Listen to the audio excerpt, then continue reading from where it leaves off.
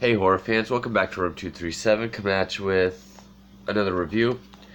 And aside from doing the Halloween series for the month of October and Halloween, I also want to do a series of reviews for one of my favorite eras of horror, but cinema in general. And that is the Universal or otherwise classic monsters of 20s, the 30s, especially the 40s. I love old monster films. I do. Like, these are all classics. I love all of them. I've already reviewed Dracula, Frankenstein, and Bride of Frankenstein. You'll find them on the Classic Monsters playlist. And since this is my first October with this channel, doing like a Halloween theme, why not start from the beginning? Like, you can find these like a 50 packs of different genres. A lot of them are public domain, and actually a lot of them were on Mystery Science Theater 3000. But so I'm gonna be going through these as well: Phantom of the Opera, Nosferatu, and definitely the big ones. And this video is for the 1941 film The Wolfman with Lin Chaney Jr. It is not the first werewolf film Universal had ever done. They did Werewolf of London, which wasn't a huge success. It's become a classic since. But this was the one that became the big hit. And as far as Universal monsters go, this one came in kind of late. I mean, the rest were all in the 30s. That's 41, and even Creature from the Black Lagoon was later in the 50s. But yeah, he's been portrayed by Lin Chaney Jr., I think, in a total of 5 films. And once you get into like the 40s and 50s, there's just crazy sequels like House of Frankenstein, House of Dracula, Abbott Costello, meet each one of them. But the originals for all of them are great, awesome horror movies. Not just horror movies, but movies. Bride would be my favorite one. So it came out in 1941, and I don't really know many actors or directors from that era, so I usually gotta refer to. Directed by George Wagner. It's only 70 minutes, so that's really short. I mean, Frankenstein and Bride of Frankenstein, they're all 90 minutes. I guess there wasn't really, requirements for like feature film length back then. And actually, Lin Chaney Jr. is usually like the bottom billed name, because they usually did that with like the monsters or the villains. And I love sorry, I was reading something at the same time. This movie, Wolfman, it has a similar vibe to Dracula, whereas there's lots of fog. Not really a cemetery, but like really creepy, like thick, creepy branch trees. Only Dracula didn't have a score because they didn't know they could put music over sound, like use music and get like a sound film. Wolfman has a score, and the story is Lin Chaney Jr. plays Larry Talbot, who I believe is the Wolfman in all the sequels as well. He finds out his brother has died, so he goes back home, and he's been estranged from his father for so long, and upon coming back, he finds this girl Gwen, who runs an antique shop. and trying to have a conversation with her, but she's trying to get in the shop. So he buys a cane with a metal or silver. The handle of the cane is the shape of a wolf's head. And there's a poem because there's already a werewolf running around. But so the legend of the werewolf has been circulating, and there's this poem. Even a man who is pure in heart and says his prayers by night may become a wolf when the wolfbane blooms and the autumn moon is bright.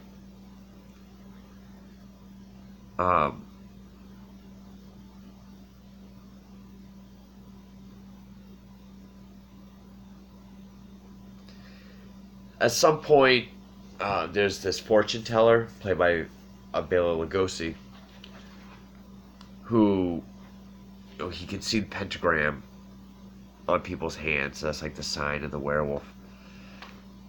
But anyway, Lon Chaney, Larry Talbot, sees this figure attacking and killing someone, which he thought was a wolf. So it bit him, and he beat it with the cane. And then the next day there's no wound really, and he becomes a wolfman. He transforms and starts attacking, killing people. And like in Frankenstein, people get together and they go hunting, trying to find him. I like how Chaney Jr. plays his character. It kind of reminded me of, like, if it would be made today or more recently, I picture like a young Liam Neeson, sort of like a Schindler's List Liam Neeson. He's like cool and charming, but by the end of the movie, he's just an emotional wreck because he doesn't know what to do with himself. He's in love with this woman, Gwen, but she's engaged to someone else. And I love the shots at night, like the way the fog is. Go get any movie that's come out in the last 15 years or so, 20 years. They don't all use CGI fog, but a lot of them do. And then go and watch one of these where there's fog. And just the way the trees are obscured or in shadow from the fog, and especially when there's a shot of like a horse and carriage with the lantern hanging off of it. I love that kind of gothic folklore of imagery. Even the transformation sequences, which is essentially just crossfades. The makeup was done by Jack Pierce, the first like big name for horror makeup. I mean, Chaney Sr. did all his makeup himself, but Jack Pierce would do, he did Karloff alone in Frankenstein, Bride of Frankenstein, The Mummy. So, like the first time we see him transform, you just see like his shins and his feet. He's sitting in a chair. And it's like they would apply some makeup, do a shot, apply more makeup, do a shot, and then they would just crossfade it all together. And I think that works. Even for 41, I still think that's decent. It gets the point across, and I still think that looks better than CGI. Especially since a lot of the newer movies that have werewolves, the transformation is like very quick, like in Twilight.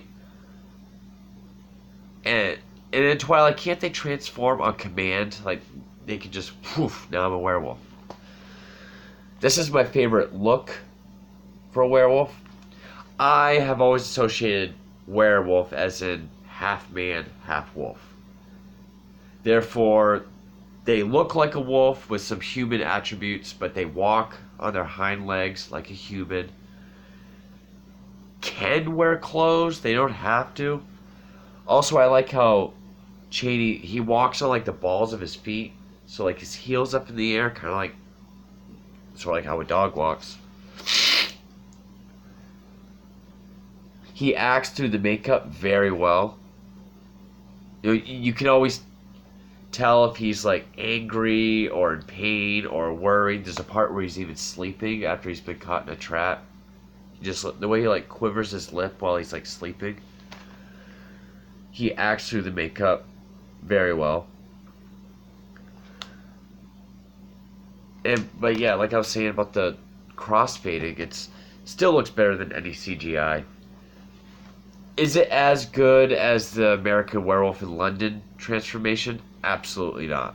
But it's still, I like this look for werewolves. And actually,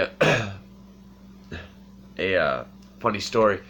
When I was a kid, young kid, like 2, 3, 4, I used to watch The Sandlot like every day. Like that was one of my favorite movies when I was that young. Loved The Sandlot. And the part when the Beast is chasing Benny like through the town and he goes through the movie theater, it's actually the Wolfman. I sort of always knew it was a werewolf movie, but it wasn't until I watched this for the first time was I just like, oh, yeah, it's from Sandlot. So that's pretty awesome. But yeah, it's not one of my top. It is one of my top favorites, but I would still go Bride, original Frankenstein, Dracula, then Wolfman. I haven't seen any of the sequels. I know there's box sets and like different collections. I know I haven't gone much into the story, but that's really all it is. You know, he comes to town, tries to woo this one woman, and then going about their way, he sees someone being attacked and killed by a beast. He kills it, gets bit, turns into a werewolf, goes around being a werewolf, killing people. Townspeople get together and try to stop him. I also like the last shot after he gets killed. Hold on.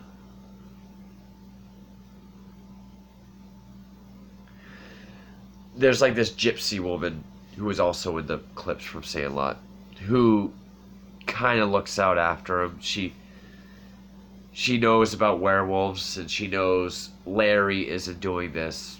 It's the beast within. And I like at the end, after he's been killed, we see the transformation go backwards. And she sort of does this whole, you know, your suffering is over kind of speech. Yeah, some of the acting back then may have been a little hokey, but they always did emotional scenes very well, which is kind of strange. But Chaney Jr. does do a great job, whether he's human or under the makeup.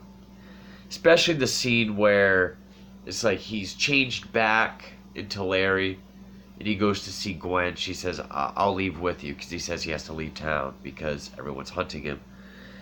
It's like he's losing his mind and doesn't know what to do. You know, I think he did that very well.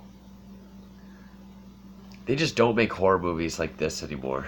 It's a shame, because this to me is...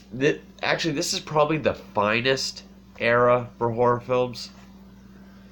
I would still say my favorite genre is still slasher films, but these are finer movies. Like, these are...